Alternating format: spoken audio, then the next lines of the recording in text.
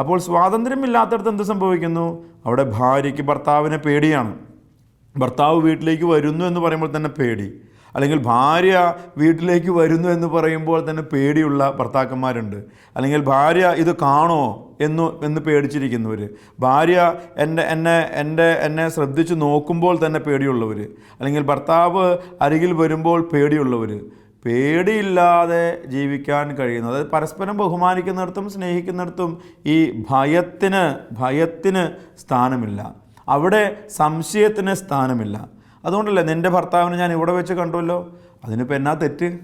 അങ്ങനെ ചിന്തിക്കാനായിട്ട് കഴിയണം. എൻ്റെ ഭർത്താവിനെ ഇന്ന വ്യക്തിയുടെ കൂടെ കണ്ടല്ലോ, എൻ്റെ ഭാര്യയെ ഇന്ന വ്യക്തിയുടെ കൂടെ കണ്ടല്ലോ. അവിടെ വരുമ്പോൾ അവിടെ സ്വാതന്ത്ര്യമുണ്ട്.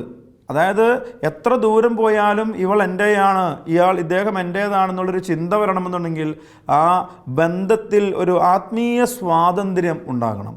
സ്വാതന്ത്ര്യം എന്ന് പറയുന്നതിൻ്റെ അർത്ഥം എന്നാണ് സ്നേഹമുള്ളവരെ.